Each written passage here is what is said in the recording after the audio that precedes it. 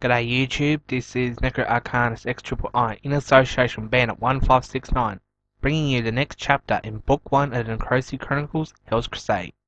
If you haven't watched chapters 1 through 4 yet, then do so now to avoid spoilers.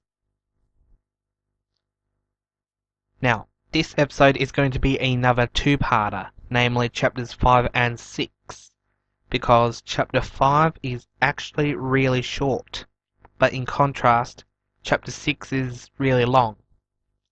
So yeah. Previously on Hell's Crusade, as new arrival Bailey arrives to help rebuild John's house into a resistance base for the rebels, Adele is pursued by soldiers and John and his boys track her down to a forest on the edge of town, where they end up finding the results of the Empire's nuclear testing roam free. Raziel is injured and knocked unconscious rescuing Adele from an otherwise fatal fall from a cliff. And when things couldn't get any worse, John's phone rings only to run out of battery the second he receives the call, leaving him to think that something is actually going to get worse. This is Chapter 5, No Place Like Home.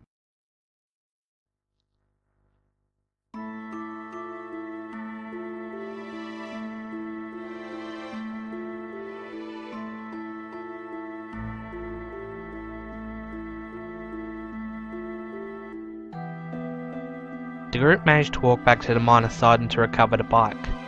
Vincent was carrying Raziel and laid him down in the back seat. John jumped into the driver's seat and started up the engine, and the bike seemed to reflect the general vibe of those around it, as it only spluttered into life instead of roaring. Everybody else jumped into the back seat and left the legs dangling over the side so that there was enough room for Raziel. As the bike slowly pulled out of the driveway, John turned to glance at a disheveled plaque mounted on the side of the monument. Then he sighed and pushed the bike in full gear, speeding off into the night. Adele looked up at the clouds. The darkness would have been relaxing if it wasn't for the rain that was pounding down on them all. "I hate the rain," commented Dante. "Is your hair messing up?" joked Vincent. Silence followed. "You're too quiet. Strange." Dante turned around to face his brother. "After today, I'm just too tired to argue," he said. Vincent turned to pet Saberfang. Then he noticed that Adele was staring at the gemstones embedded in her ankle bracelet. "That nice bracelet," commented Vincent. "Where'd you get?" Adele turned to Vincent. "My sister found it in the woods when we were little. She didn't want it, so she gave it to me. I've never taken it off since then. It was only 2 days before I lost her." "You see her again, I'm sure," replied Vincent. "Christ says there's hope." "Where did you pick that up?" asked Dante. "The other day I was walking past church. Priest said I looked sad. I say I'm not smart. Priest says there's hope. Jesus says so." "That's nice of you to have some faith, Vinny," commented Saberfang. "It's true. I make cross out of sticks and twine, and keep it under pillow to remind me what Priest said. I didn't say anything because I thought Dante make fun." John stopped the bike to let a car pass by. Then he used the moment to turn to Vincent. "I don't really mind you having belief in something," he said, "just as long as you don't join any of them murder cults or anything like that." John started up the bike again and drove off. "Why would I do that?" asked Vincent. "You say people who kill people for fun is bad. You say people should only kill people to defend, if there's no other way. Then I raised you well." By now the bike was almost home, and John noticed strange lights in the distance. He boosted the speed of the bike and hurried home, but once he was in the street, he saw that large military vans were parked outside. There was a soldier at the front door, trying to knock it down. John stopped the bike in the middle of the road, and then he jumped out. "You lot stay here," he said. "I'll check it out." Keeping to the shadows, and using trees and abandoned houses as cover, John sneaked up to the bathroom window of his own house, and he scraped at the paint in the windowsill to reveal a small lock. Then he dug around in the dirt and found a screwdriver, which he used to pick it. Once the window was open, he climbed in and looked around, avoiding soldiers' flashlights through the window. Then called out in a whisper, "Brian! Bob! Bagger, you there?" "John," came the reply. He quickly turned around to see the 3 men hiding behind the minibar, and he ducked between them to avoid a flashlight. "Where the hell were you?" out Brian. I tried to call you but you didn't answer. A, you'll believe me if I told you. B, my battery's dead. C, what the fuck's going on here? These bloody soldiers looking for Bob. They're checking the houses of everyone currently associated with him. I'll hide you lot in the basement then. Where is the basement? Asked Bailey. We've already looked for some place to hide. Just under this mattress, replied John. Why is there a mattress on the floor here? Cyberfang needs a bed as well. Carefully, the four managed to wedge their feet between the mattress and the wall so that the weight was not on it. John lifted the mattress up edgewise and pulled out several floorboards to reveal a staircase. Squeeze through the gap there should be a door at the bottom of the stairs. I'll sneak back out and divert the attention. All goes well, the kids will be back to let you out and help defend the house. Also, don't touch anything. The noises down there are amplified for some reason, I don't know why. The guys nodded and sneaked down the hole. John replaced the floorboards and put the mattress back down, and just as the guards managed to break down the door, John had gone back out of the window in the bathroom and locked it. He then made his way back to the bike and started it up. We need to get them guards away from the house, he said. We need distraction, and you can get into the house, kill anyone there, and get the guys out of the basement. Don't ask why they're down there. Dante suddenly came up with an idea. You drive and I'll distract. The rest of you drag Raz inside. Good idea, said Bill. Your attitude will do wonders when it's planned, and I'm not being sarcastic about this for once. Everybody assumed their positions, with John in the driver's seat, Dante in the back seat, and everybody else waiting in the nearby trees. John revved the engine as loudly as possible and he called out to Dante, You ready? You bet, came the reply. Let's go then. Oh, and Dante. What? For the love of God, do not be afraid. Got it. The bike suddenly tore up the road and turned around a corner. Then John slowed down the bike so that Dante would do his thing. Hey soldiers, he called out. With one quick movement, Dante reached out his katana and impaled the first soldier in range through the head. And as the bike drove past, Dante ripped out the soldier's head with half of the neck still attached. Dante then produced his middle fingers on both hands and raised his arms high. Then proceeded to dance back and forth on the seat, seeing hairs in the air woven like you just don't care. The other soldiers dashed into their vans and attempted to follow John and Dante. The trucks failed to start at first, but they eventually squealed into life and raced after the bike. Nearby, Cyberfang and the kids were making their move. Just give me a second to slip my bracelet on, replied Adele. I'll carry Brazil inside, added Cyberfang. Vincent, if there's any soldiers inside, grind their bones to make your bread. Vincent laughed, because I'm giant. The group dashed inside through the shattered door. The lone soldier who was inside was terrified at the sight of a 7.5-foot tall Vincent smashing his way to him. Vincent wound up a heavy punch that sent the soldier flying into the wall at high speed, shattering his internal organs on impact. The only clear sign of this occurring was the blood that poured out of the soldier's helmet as the cavity left inside overflowed. Cyberfang then came inside with Brazil on his back and tossed him onto the couch. Adele came in last and opened the basement to let Luke, Bailey and Brian out. Luke had his gun in his hand, which signified that he was ready to help defend the house. Brian looked out of the window. Not a van in sight, he said. John must have made a perfect distraction. Actually, said Vincent, who was pushing buttons on his phone with the edge of his fingernail due to the size of his hand. Dante did distraction. I caught it on camera with phone. He called everybody over to watch, and within a minute, Luke was in hysterics over Dante's act. Thunder rolled as Luke laughed like a maniac. Well, that was creepy, commented Bailey. The bike could be heard coming up the road, and only a single van was left in pursuit. Luke opened the window and opened fire on the van. The first 5 shots missed completely, but lightning cracked the sky wide open as the final bullet hit 2 of the tyres dead centre and burst it, causing the van to flip over frontways. The vehicle would have crushed Dante if it were not for the fact that it jumped up and kicked off of the roof to push the vehicle away. Then Dante landed on solid ground and walked away from the ensuing explosion.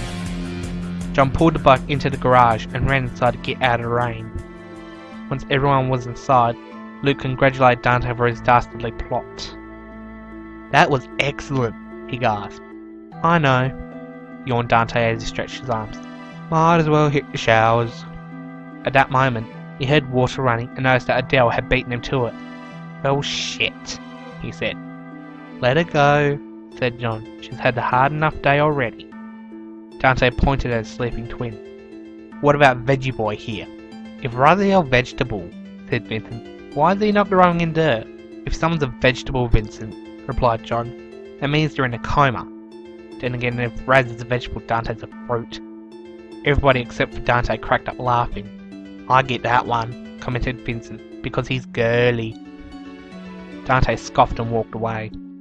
"I don't know about you," said Luke, "but I could use a tall frosty right about now."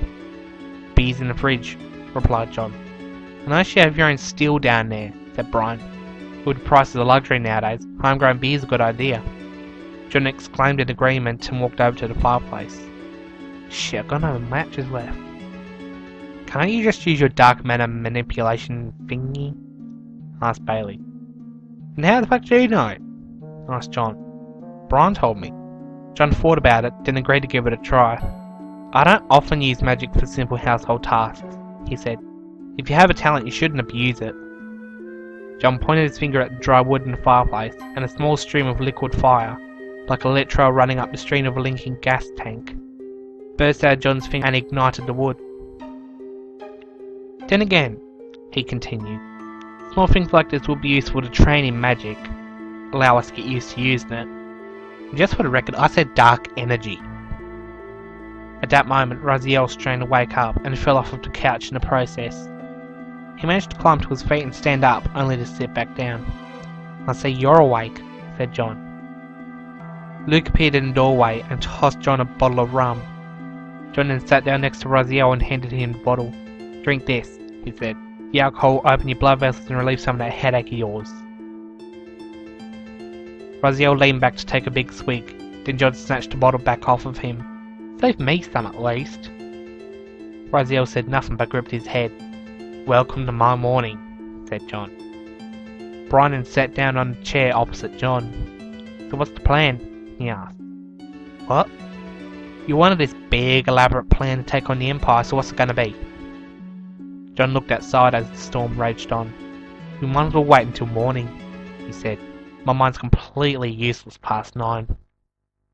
Everybody agreed, then searched for a place to sleep. The normal members of the household went to their own bedrooms, leaving the guests to sort out their own arrangements. And that was the end of chapter 5. As I said, it was really short. But once I throw in chapter 6, it's going to make up for some of the time. So here it is, chapter 6, Drowned Knight.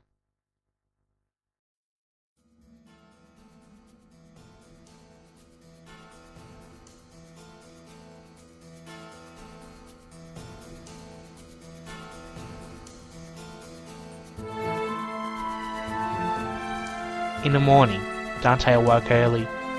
His hair was a tangled mess, and his coat was missing. He could hear the rain bearing down upon the roof like a concert entirely comprised of drummers. He entered the lounge room to discover that Bailey was sleeping on the couch. Brian was using 3 chairs placed in a row as a makeshift bed, and Luke was curled up in front of the fireplace. A near-empty beer bottle was laying on the mantelpiece and was dripping down into his throat. It was unclear whether this was on purpose or it was just a happy accident. Dante looked around to find his coat, and he found it hanging on the bathroom doorknob with a note pinned to it which said, "There's no hot water. The storm broke the boiler." Dante stamped the ground in frustration, and it woke up Saberfang in the process. Saberfang noticed that Dante was too focused on the note, and so he slipped into the bathroom and shut the door behind him, causing further annoyance from Dante. His shouting seemed to have alerted the others, as Vincent's giant arm forced its way through the wall and grabbed Dante by the neck, shaking him violently before dropping him to the ground. Saberfang then quickly exited the bathroom and trotted like a horse to the kitchen. As Dante went into the bathroom, Raziel and Vincent appeared outside. "I don't know about you," said Raziel, "but I'm starved."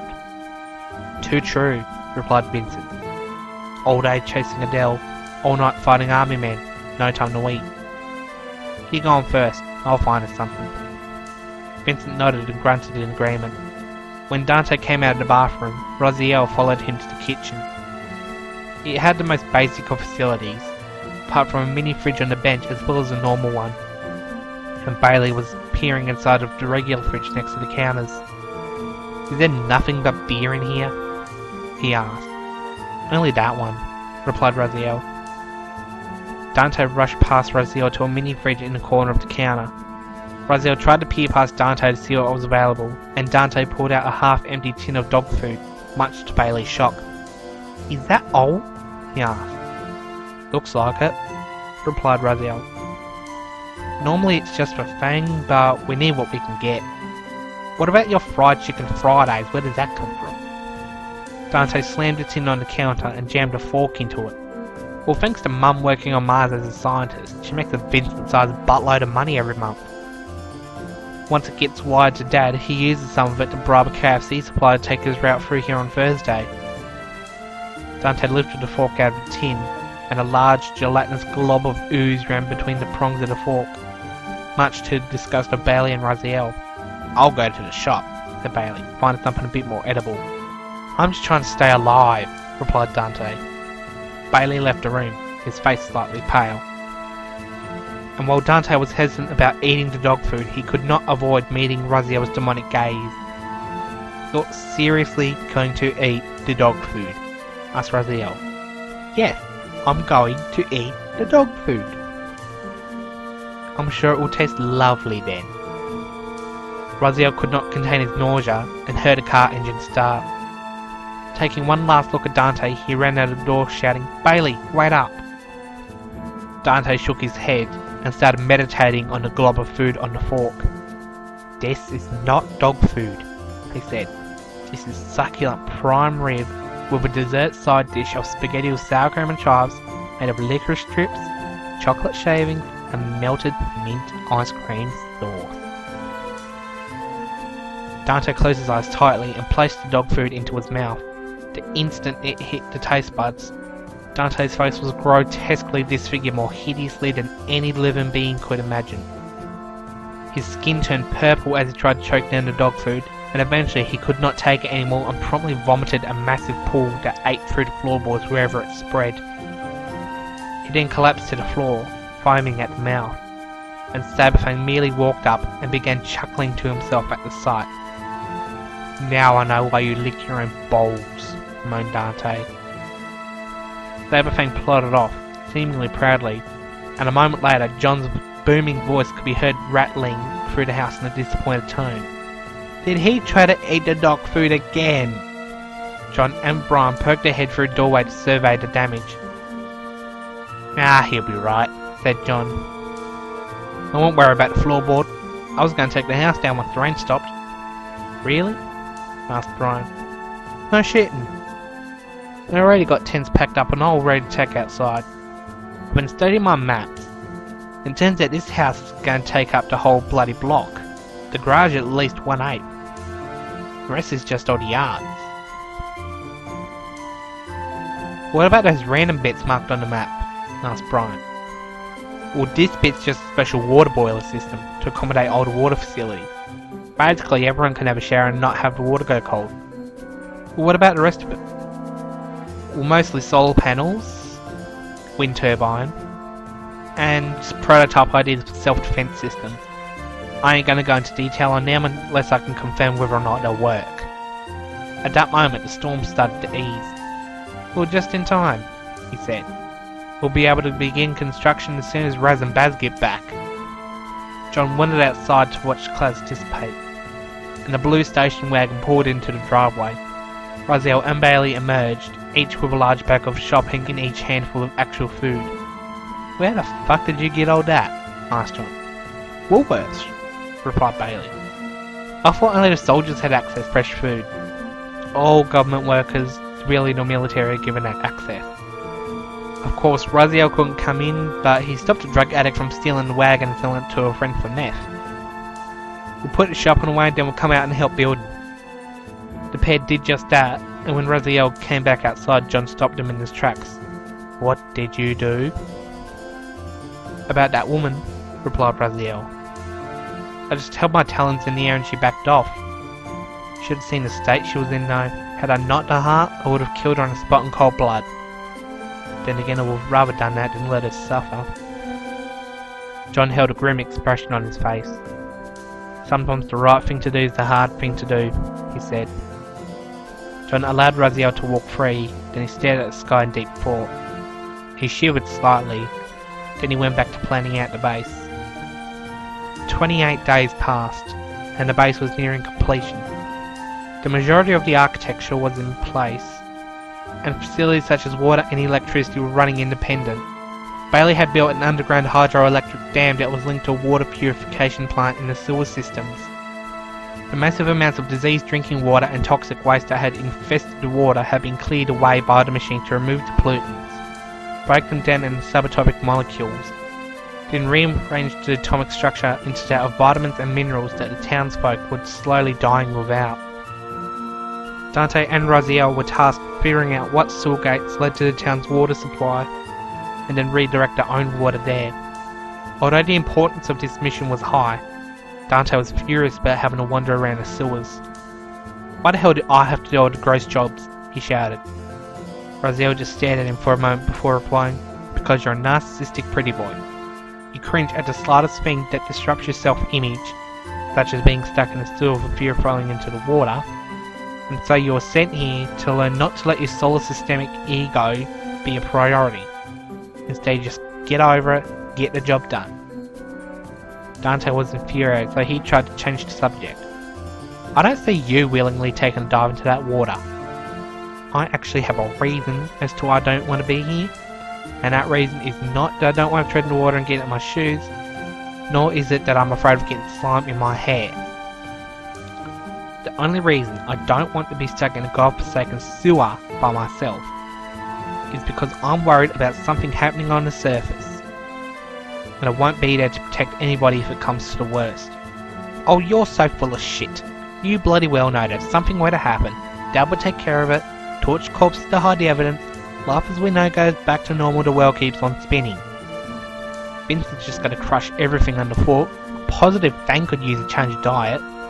What about Brian, Luke and Bailey? Even if Dad, Fang and Vinny are in the case, they can't defend themselves like we can. They don't have mutant genetics. And Adele... Well, what about Adele? She has the skill of a warrior, but it's not in her heart. She's always been the weakest link in this chain, emotionally and physically, whether it's the fact that every sadistic bastard out there targets young women, or the fact that, as Dad said, her Nephilim blood makes her prone to danger. I don't know what you think of it, but it's difficult knowing who's at risk. You don't know what I think? I'll tell you what I think. You have a thing for Adele." Raziel stopped walking and stared at him. "Unlike you, Dante, I don't chase down every girl that walks past me. My feelings toward Adele are no more than that between siblings. We are her brothers, so stereotypically it's our God-given task to be at her side when she needs us. That's how I feel about everyone we know. Dad, Adele, Vincent, Fang, even you, despite the fact you're a vainglorious bastard who tries to change the subject when confronted about his ego." Dante stamped his foot on the ground and stormed into the distance with Raziel in close pursuit. Eventually the pair came across the closed gate, which was mainly a large metal plate that blocked the water, with small iron bars that held it in place. Raziel pulled a map out of his pocket and unfolded it. Dante then turned around and peered over Raziel to get a good look. "Are you sure this map is accurate?" he asked. "It must be," replied Raziel. "This is the number 3 gate. We passed number 2 back there. The one in this sector we need to open next is number 5, which acts as a bulkhead for 3 and 6. Where the hell's 4? That and gate 7 are between 3 and 5. They're already open. Before we open 5, we need to close 4 to redirect the clean water through 7, which leads to the water distribution plant. Then we close 5 of us inside like a box, and under the water is an emergency hatch. We will open it to drain the water. Then we can enter a tunnel that leads to the master control room. Then we can open all the gates with a flick of the switch, allowing the plant to redistribute clean water throughout town and even into the rivers. That's simple. I hope your hair gel laced mind can handle it. Easy. Let's just hope Bailey's plan works." Raziel pointed at a valve next to the number 3 gate. One of us needs to open that manually with the valve, then the other one can squeeze through the gaps and use the valve on the other side. I'll stay here, said Dante. You're skinnier than I am, it'll be like trying to snipe out a tank. Raziel nodded in agreement and waited for Dante to turn the valve before he slipped through the gap. A few seconds later, the bars dropped into the water and disappeared. Dante went to turn the next valve, but it jammed. Raziel then leapt across the river of diseased water and tried to move the other valve, but they were all stuck. Raziel then stared down into the water. We're gonna have to skip straight to the master control room, he said. Once we can get there, we can just open the gates electronically like they are now, but the water's going to take a lot more time to redirect itself. Dante held a disgusted look on his face. Come on, shouted Raziel. I can't open the hatch by myself with that much water weighing it down. Dante almost cried at the thought, but he eventually dove into the water. Once he surfaced and spat out dirty water, he started glaring at Raziel. It's too muddy to see, he said. Raziel then dove down into the water next to Dante. I'll guide you to the handle, he said once he surfaced. Once you grab it, pull as hard as you can. Dante stared below himself. I hope to God this works, he said. The pair dove into the water and Raziel used his vision to locate the hatch. He grabbed Dante by the wrist and guided it to one of the handles. Once he latched on, Dante felt along his arm with his free hand until he felt the handle. Then he started pulling as hard as he can. Raziel then grabbed the other handle and pulled as hard as he could, and the two boys managed to open the hatch. But the sudden rush of water dragged them down. Raziel managed to latch onto a ladder and caught Dante just before he fell to his death. Just below them was a giant fan that threatened to make mincemeat. Jesus Christ, you're heavy, said Raziel. Thanks, replied Dante sarcastically. The hatch fell over the open hole and plugged it back up.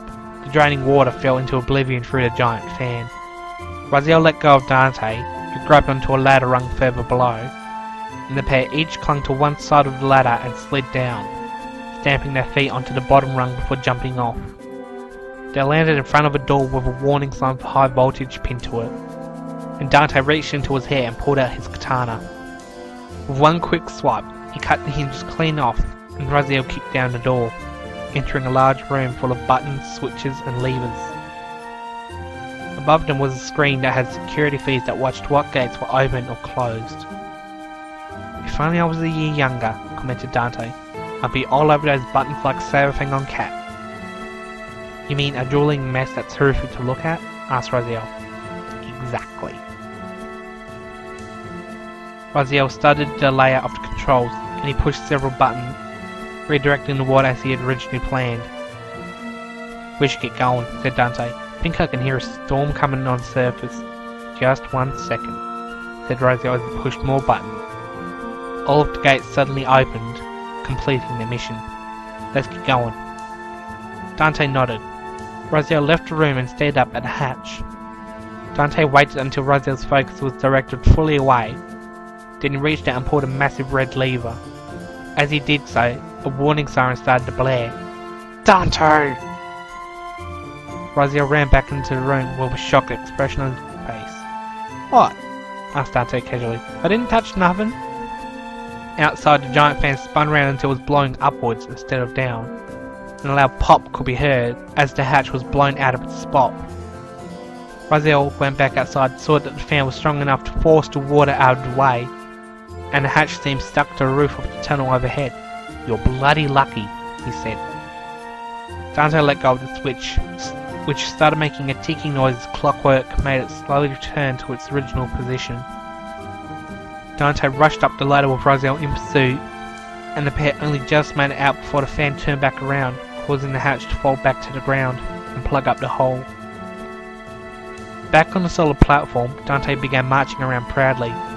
You have no idea how lucky you are that was not a self-destruct initiative, said Raziel. Dante stopped and glared at his brother. You're just jealous I saved us from being trapped down there. I wonder where that fan led to though. At that point, a gurgling noise could be heard as the water that had drained earlier rushed through a pipe behind Dante, showering him in unholy grime. After the initial shock, Dante began growling loudly as Raziel laughed at him. The price of vanity, said the latter. Come on. The rain will wash that off, after about a week of it. Dante screamed and began to chase Raziel through the sewers in a fit of homicidal rage. Eventually, Raziel came across the entrance that he and Dante had used to enter the sewers and slipped inside. Watching as Dante ran past blindly, he then breathed a sigh of relief and exited the tunnel back outside. After some more walking, he exited another tunnel that led into the gutters just under the newly built base. He crawled up the banks of the gutter and began watching as the backwash that he and Dante caused flooded the gutter with crystal clear water. I see you were successful then, asked Bailey. Raziel turned around in shock of the sudden appearance. Where's Dante? Asked Bailey. A loud menacing scream emitted from the tunnel. He got slimed, replied Raziel. How's your base going? Pretty much done. The others are unpacking their stuff now. You should go see your room. All three of you have your own wardrobes now, because it's so big. Raziel was intrigued and turned around to properly examine the colossal structure behind him. It looked like an exact replica of the original house, with faded yellow walls and a tin roof that was rusted. But it was 3 times larger apart from doors and windows, which were only increased by half the original area. Raziel walked over to an open window, where Vincent suddenly stepped up onto the windowsill. The window was large enough, and apparently stable enough, for Vincent to comfortably stand inside. Nice, commented Raziel. Now you can jump through the window like you've always wanted. Door's still too small, replied Vincent.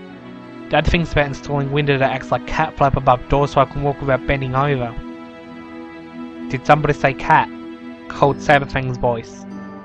The ground beneath Raziel erupted, and Saberfang burst out, knocking him over. It appeared that Saberfang was digging out areas for objects such as support beams, as his body was brown from the amount of dirt coating it. Where did you just come from? Asked Raziel. The basement, replied Saberfang. Brian asked me to dig up a hole to put the flagpole. What flagpole? At that moment, Brian's voice could be heard coming from the bottom of Saberfang's tunnel. Fang, this is not what I meant by digging up a hole for the flagpole. Raziel was confused. What flagpole? He then turned around to see John, Luke and Adele carrying a very long and thick iron bar. Luke was at one end, while John and Adele were carrying the other end, which had a rolled up flag attached to a horizontal bar welded to the main pole, giving the entire piece the appearance of a crucifix. John and Luke were carrying their ends with relative ease over their shoulders, but Adele was struggling to keep the horizontal bar with both arms. It ain't far now, girl, said John, who then looked at Vincent. We're gonna need you out here, Vin. Vincent jumped out of the window and landed beside Raziel. Adele let go of the pole where she stood, and let Vincent grab on. Careful not to bend it, said John. It's too thick to bend, grunted Vincent. It's solid. John let go of the bar at his end as Vincent lifted the bar up over his head. However, Luke was too distracted by a tall blonde woman walking past, and he was lifted airborne as a result. Luke began kicking around frantically, and eventually lost his grip of the bar, and he crashed into the ground. Vincent then looked at John. Now what? He asked. Just stick it in the hole, replied John. Luke started laughing to himself. If only I had $1 every time I heard that. You'd still be broke, interrupted John. Luke said nothing, but walked inside to get out of the rain. Vincent straightened under the bar's weight, but he finally managed to jump up as high as he could and throw the bar into the air. He fell through the hole perfectly straight, and then Brian's voice could be heard shouting again. Bloody hell! Whoever that fucking was, you nearly impaled me. Sorry, called Vincent. Brian crawled out of the hole, tightly squeezing in the gap between the flagpole and the surrounding dirt. Then he dusted himself off and looked up at the sky. Probably not safe to put the flag up yet, he said. The storm's getting bloody worse. Everybody murmured in agreement. Then at that moment, a hooded woman, with her head hung low, was walking up the driveway. Saberfang sensed hostility and began to growl deeply. Raziel also sensed a malicious intent from the intruder, and he began sneering. The woman stopped and stared at the motley crew before her. Greetings, she said in a dark voice. I'm a bounty hunter. come to collect the head of an escaped convict seen in this area. She held out a paper scroll, and it unfurled to reveal a picture of Luke's mugshot. I'm contacting everybody in town associated with him. Is he here? John drew the side of his cape back to reveal his large military knife strapped to his belt. Unless you're seeking to have my blade shoved up your ass, he said. Gonna find nothing here. However, before you depart with a hemorrhoid the size of the Daintree rainforest, you should know that I am an honourable warrior who requires his opponent's name before they die a slow and excruciating death. The bounty hunter did not seem impressed by John's idle threat. In many states of the world, she said, I am known as the Rain Dancer.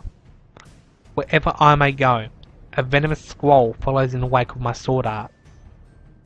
John scoffed. Is that so? The glint of my drawn blade can pierce the thickest storm clouds. Then I would like you to prove it. My many little birds have told me that my victim hides here. And I'm not dissuaded in killing the rest of you if it means finally claiming the reward for the black man's head.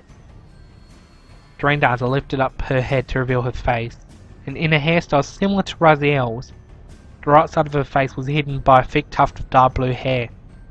John drew his scythe and whacked the flagpole with its shaft. Like a military war banner, a flag representing the Aboriginal people descended from where it was fixed. John then began uttering a curse in a foreign dialect, which Raziel translated to, Your nature brings disgrace to my people. May your ancestors in the condemned dominion suffer the wrath of mine in the celestial kingdom. The Rain Dancer threw off her hooded cloak to reveal that she was wearing leather armour similar to John's, except that it had also been dyed blue. Her hair seemed naturally red, with a blue streak running through it. It's a chick? Asked Brian in a surprised tone.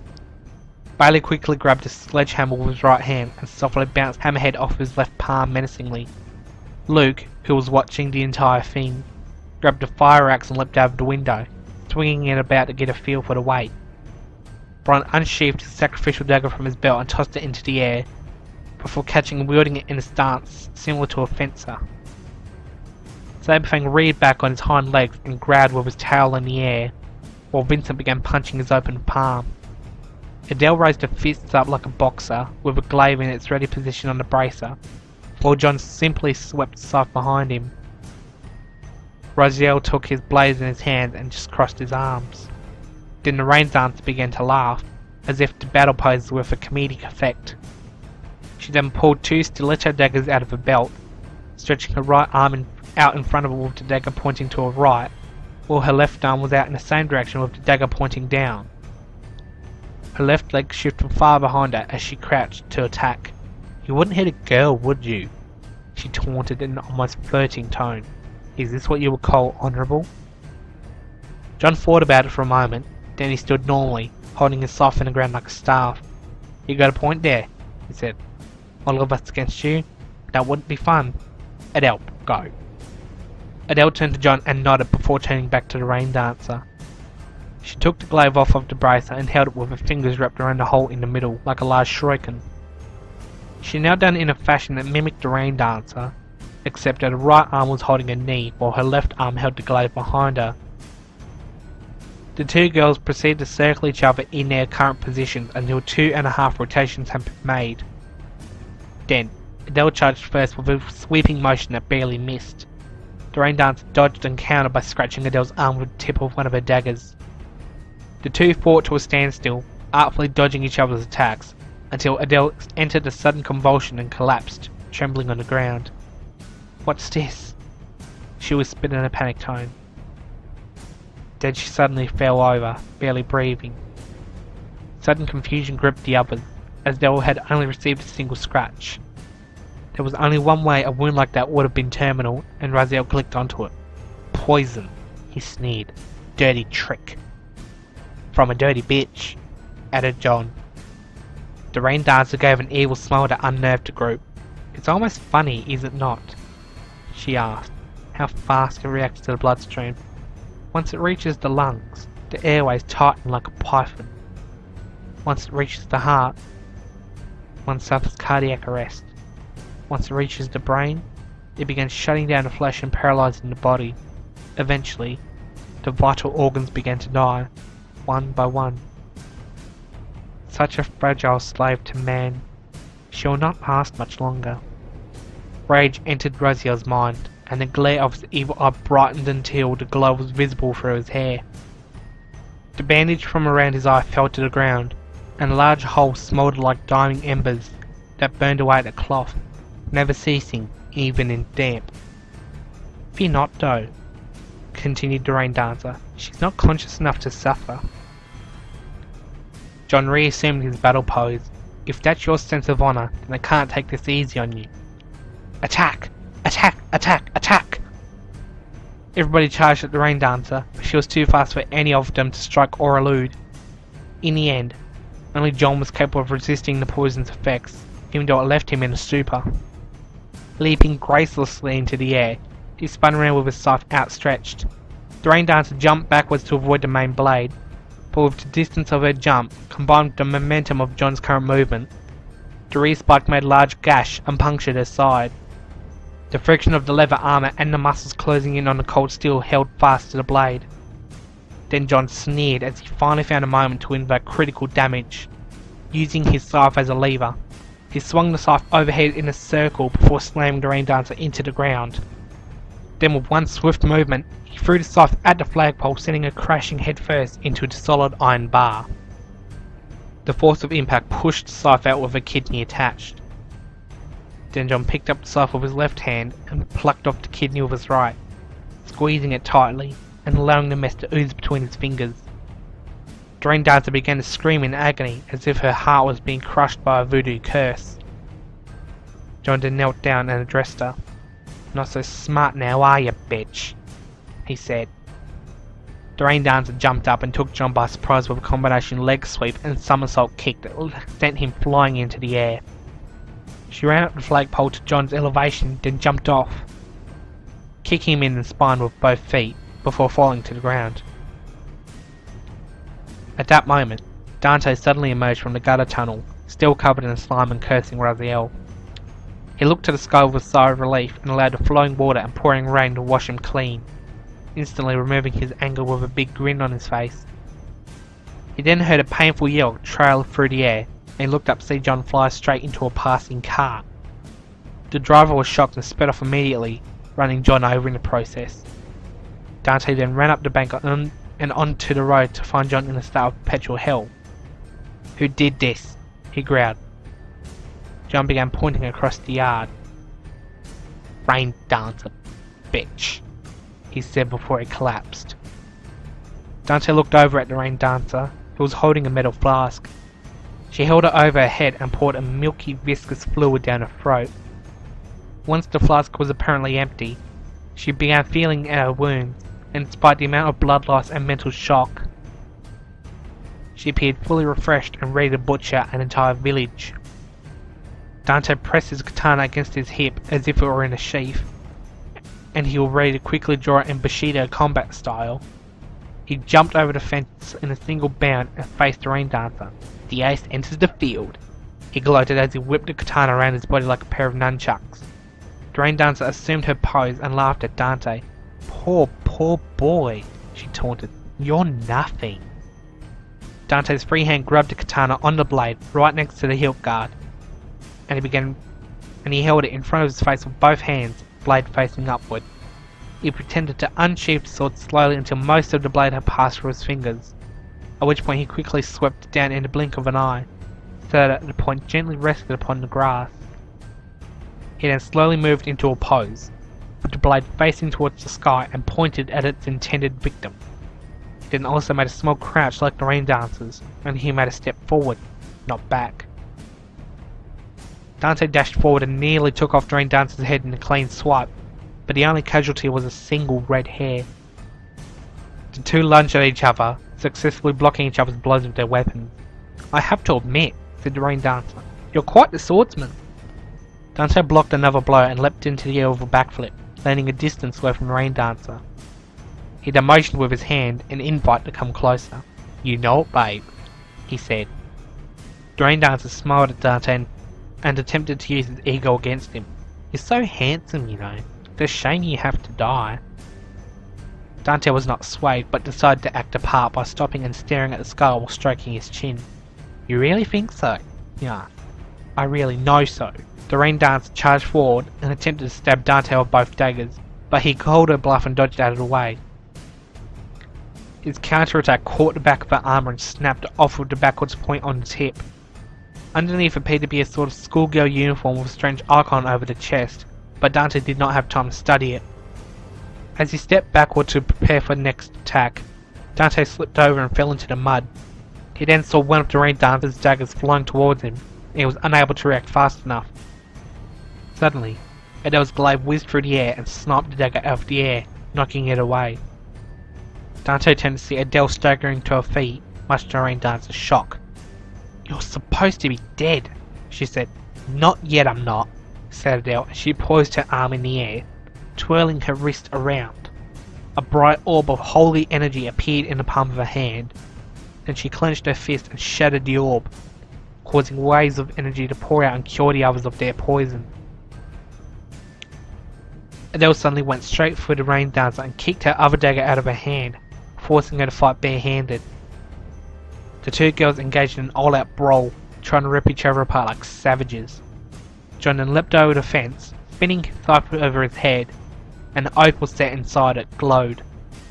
John then thrust his scythe like a spear, and Dante was sent flying through the air, high over the yard.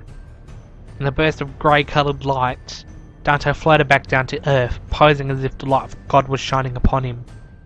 His arms were slightly raised, but lowered at his sides, and his unopened gaze never left the skies above as the clouds billowed around him. Two thick strands of Dante's hair raised and floated over his face on either side of his temple, and at the end of each strand was a large quartz bead. The hair was tied into a knot above and below to prevent the bead from falling off, and just below the knot was a small length of hair left untouched, like a small ponytail.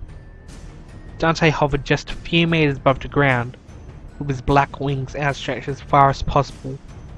He then landed with his right arm against his side, and his left resting his sword upon the grass. You might be the rain dancer, he said, but I am the blade dancer. Dante rushed forward as if he were about to slash at the rain dancer, but then he suddenly turned into a puff of smoke that quickly dissipated. At that moment, a noise that sounded like the clang of two swords striking sounded along a flash of light. The rain dancer noticed that her arm was bleeding heavily, and she started to panic. Suddenly, another flashing clang tossed her into the air. Dante seemed to appear as clouds that appeared and disappeared in the blink of an eye each time he appeared. And each time he appeared, the rain dancer was thrown across the yard. The sudden onslaught finally reached its end, and the rain dancer was left in a panic. She then pointed and yelled at Adele, "It's all your fault to begin with. You're dead, bitch." Suddenly, a cloud dropped upon the rain dancer, like dust falling out of a vacuum bag, and a small tornado sprouted up from the ground and threw it into the air. Dante appeared with a puff of smoke in a position where he was squatting in midair, with his sword between his knees and pointed towards the ground. Dante fell at an amazing speed, with his head trailing behind him like a lightning bolt striking the earth in slow motion, and the tornado suddenly faded away, causing the rain dancer to fall back to earth. Just before she impacted the ground, Dante caught up and impaled the girl with his katana, lifting her up just high enough for her feet to be dangling just above the grass. He then whispered in her ear, "I know you are, but what is she?" Then he slowly pushed the blade deep through her heart and twisted it around to shatter her ribcage. Dante listened carefully as the last groans left the girl's body. He then wrapped his left hand around her throat and shushed her softly. He held her up and strangled her as he slowly pulled out his sword, leaving a gaping hole in her chest wide enough to see through. Then he placed the blade of his sword at the right angle just so it rested gently underneath the rain dancer's ponytail. With a swift flick of the wrist, Dante snapped the neck, and the jerking movement of the ponytail caused it to press hard enough against the ridiculously sharp blade that it was cut off. Dante dropped the corpse to the ground and nudged it with his foot so that she was lying prone on her back. Dante then stabbed his katana into the ground and knelt down, holding onto the sword like a walking stick, so that he could gently close the girl's still open eyes, watching as the blood spread as if the grass was drinking it up and taking on a crimson hue as a result. The clouds darkened and the rain eased as Adele walked up, clutching his wounds, and he examined the corpse. So young to be involved in such a business, he said. The way she fought was inhuman. Somehow, somewhere, there must have been something that turned her into something evil. Dante reached into the girl's pocket and pulled out a silver flask. He flicked open the cap and smelled fluid inside, then pulled it away from him in disgust. "Fucking hell, I'd rather eat dog food again," he commented, before standing up and walking inside, taking the flask and his sword with him. Seconds later, Adele knelt down in his place and examined the symbol on the uniform. It appeared to be a crow with a thin knife, just like the stiletto dagger she used, impaling it from the tail to the head. "I've seen this somewhere," she said, "but I can't put my finger on it." Raziel motioned for Adele to step back, and once she was at a safe distance away, he took out one of his sickle blades and sliced off the cloth with the symbol on it. He then stepped back from the corpse and used his shadow magic to engulf her in blue and black flame. Raziel wiped sweat and dirt from his face, and the hair covering his eye was thrown up long enough for the light emitted from the flame to make a sinister gleam in both of his eyes. "After all the pain she has given us," he said, "and God knows how many others, I hope she gets everything she deserves in perdition." Raziel walked away, seemingly rather distant, and everyone else followed him soon after.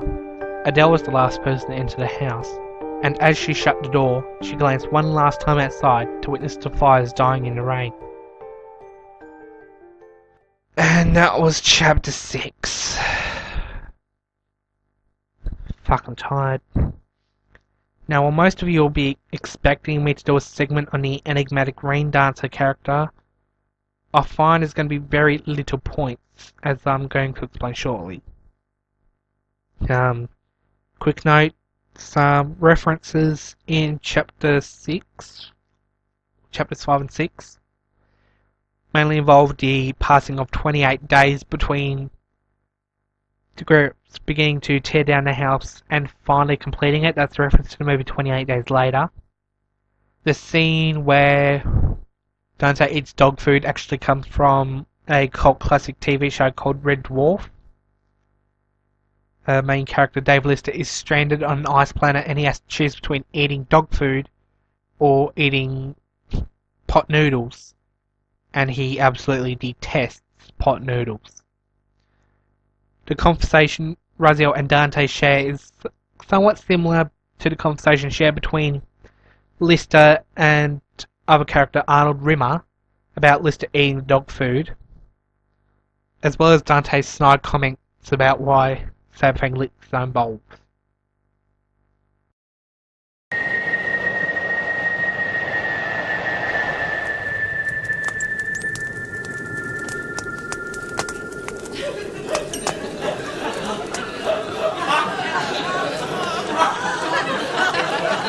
And you can take that look off your face like I'm doing something disgusting. I'm just trying to stay alive. You're going to eat the dog food? Yeah. I haven't eaten for 6 days. I'm going to eat the dog food. I'm sure the dog food will be lovely.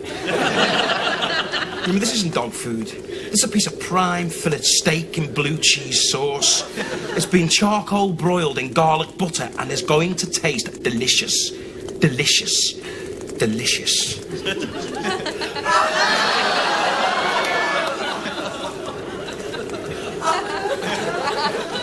Well, now I can see why dogs lick their testicles. Music used in this episode. Opening of chapter 5, Find Your Way from Final Fantasy VIII makes its return. While defending the house, the boss theme from Final Fantasy IX makes its first appearance. The opening of chapter 6, Phantom Forest from Final Fantasy VI, makes its first appearance as well. Once Raziel finally emerges back to the surface and talks to Bailey, the main theme from Final Fantasy VII returns. When the Rain Dancer initiates combat with Adele, combat theme from America McGee's Alice Madness Returns appears. I don't think it was mentioned at all by either me or Bandit1569 in the credits section, but it actually played during the prologue when John first faced the 3 cultists and became the Arcanist. During the scene where Dante becomes the Blade Dancer and kills the Rain Dancer, I actually used an excerpt from One Winged Angel, fan favourite from Final Fantasy VII, although this actually came from the Advent Children version, which has a rock beat. This references Dante being based off of Sephiroth, and while Sephiroth's theme is originally those chosen by the planet, everybody thinks that One Winged Angel is his theme song. Kind of stupid. I mean, do your research. God. Finally, in the short aftermath, Promise from Silent Hill 2 begins to play.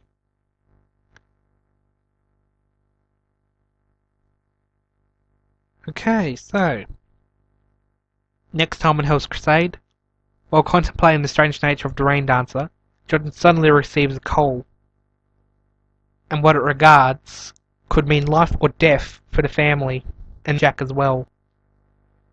What does the great evil on the horizon have to do with the mysterious Saberfang? Until next time, I am Necro Arcanist XIII in association with Bandit 1569. Stay classy, YouTube.